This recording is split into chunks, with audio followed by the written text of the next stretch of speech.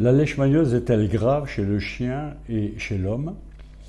Et quelle est la conduite à tenir? Ce sont deux questions essentielles que moi, docteur Tricky, professeur en parasitologie vétérinaire, je dois y répondre.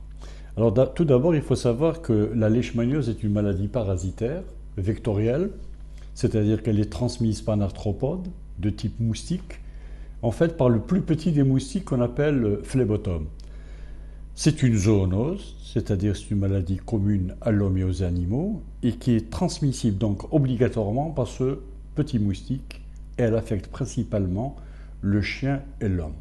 Mais ne jamais oublier qu'il existe un réservoir très important dans la nature, qui est un petit rongeur qu'on appelle le psammomis.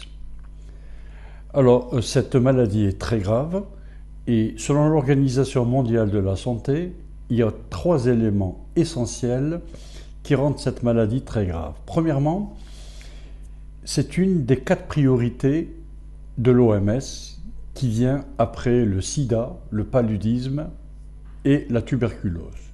De deux, c'est une pandémie. Elle est présente dans près de 88 pays, particulièrement dans les pays du pourtour méditerranéen.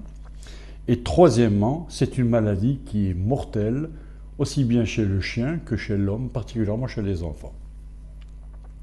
Alors il faut savoir que chaque année, il y a environ 2 millions d'individus qui sont atteints à travers le monde, dont 1,5 million dans la forme cutanée de la leishmaniose et un demi-million dans sa forme viscérale, et qu'en moyenne, il y a entre 20 000 et 30 000 morts par an. Alors, première question, quels sont les éléments qui nous permettent de suspecter la maladie? Alors, chez le chien, il faut savoir que c'est une forme généralisée, c'est-à-dire qu'elle comprend à la fois des symptômes cutanés, viscéraux et muqueux.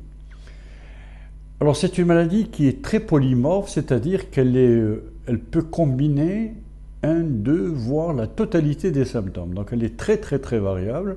Alors, ces symptômes sont les suivants. Vous avez un saignement du nez, qui est généralement unilatéral, donc c'est juste une partie du nez. 2, une atteinte de la peau, c'est une dermatite dite furfuracée, et on a l'impression que l'animal a été roulé dans du sang, tellement les pellicules sont grossiers et touchent pratiquement tout le corps. Vous avez des dépilations qui peuvent sévir autour des yeux, on parle de lunettes leishmaniennes. Il peut y avoir des ulcères un peu partout sur le corps, comme si la peau s'est craquelée. Vous avez un allongement démesuré des angles et beaucoup d'autres symptomatologies, en particulier une fonte musculaire. C'est ce qui donne à l'animal un aspect de vieux lorsque les muscles de la face sont amyotrophiés. Alors toutes ces symptomatologies, donc vous voyez bien elles sont généralisées, contrairement à l'homme, où chez l'homme vous avez 3 formes distinctes. C'est l'une ou l'autre des formes, soit viscérale, qu'on appelle le cas Hazard, et qui touche en particulier les enfants, soit une forme dite cutanée, qu'on appelle aussi le clou de Biskra ou le bouton d'Alep, et vous avez une 3e forme, qui est plutôt rare et cantonnée à l'Amérique du Sud, qu'on appelle l'espondia, et qui touche les régions cutanéo-muqueuses. Donc, toutes ces symptomatologies, aussi bien chez l'homme que chez l'animal, ne permettent pas de confirmer d'emblée la maladie. Pour cela, nous sommes obligés d'utiliser une batterie de tests. Chez le chien, par exemple, on commencera par ce qu'on appelle une FLG, une formolocogification, qui doit être suivie, dans le cas où elle est positive, par une sérologie. Et si celle-ci est insuffisante, alors on peut passer à la mise en évidence du parasite par 3 techniques: la ponction ganglionnaire avec un frottis direct, l'inoculation à l'animal de laboratoire et enfin la culture du milieu suspecté de parasites. Alors une fois que la maladie est diagnostiquée, elle est confirmée, chez le chien nous avons 2 options. C'est ça la conduite à tenir. Dans ces 2 options, la toute première, c'est dans le cas où le chien est entièrement débilité, c'est-à-dire qu'il est affaibli, il a un état général complètement affecté. Dans ce cas particulier, nous avons 2 raisons de proposer l'euthanasie. La première raison, c'est réduire au maximum sa souffrance. Et la deuxième raison, c'est que tous les traitements qui sont disponibles à l'heure actuelle ne permettent que de blanchir et non pas de stériliser. Cela veut dire quoi? Cela veut dire l'effacement de la symptomatologie, une tendance à un recouvrement d'une santé, mais en fait l'animal restera toujours porteur et sera donc un danger pour son environnement. La deuxième option, si l'animal atteint de leishmaniose, confirmé bien sûr, est dans un état d'embonpoint, on va dire, passable, dans ce cas, on peut instaurer un traitement.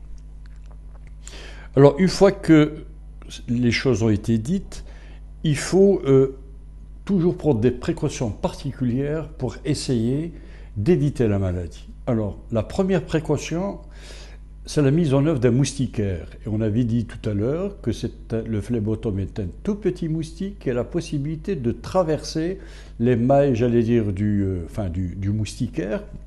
Dans ce cas, il faudra essayer d'avoir à sa disposition le plus petit des moustiquaires et l'imprégner d'un insecticide puissant qui est d'ailleurs conseillé par l'Organisation mondiale de la santé, que sont les pyritrénoïdes, parmi lesquels vous avez la deltamétrine. Ça donne d'assez bons résultats. Deuxième élément, en connaissant relativement bien la biologie du phlébotome, il faudra conseiller aux propriétaires du chien de ne jamais le promener au crépuscule, parce que c'est là où les phlébotomes sont les plus actifs. Donc le sortir par exemple dans la journée. Préférez des journées de vent, parce que le phlébotome craint énormément le vent. Troisième chose qu'il a lieu de faire, c'est de crépir les murs. Pourquoi? Parce que les infructuosités, donc les tout petites, j'allais dire, les petites failles qu'on peut retrouver sur les murs, constituent des gîtes à phlébotome. Donc il faudra les cimenter par exemple. Et enfin, il faut savoir qu'il existe sur le commerce deux vaccins par deux laboratoires différents qui donnent des résultats plutôt médiocres. Ils ne protègent pas à 100%, mais ils arrivent à limiter la gravité de la maladie. Quant à l'homme, bien sûr, il faudra faire très très très attention. Et dans le cas où il y a une suspicion, où on est en zone d'endémie par exemple, faire le plus possible pour essayer d'éloigner les enfants d'un tel animal. Donc en conclusion, la leishmaniose est une maladie grave à laquelle il faudra consacrer une attention très particulière. Et si vous avez quelconques questions ou remarques, je suis à votre disposition pour y répondre. Merci.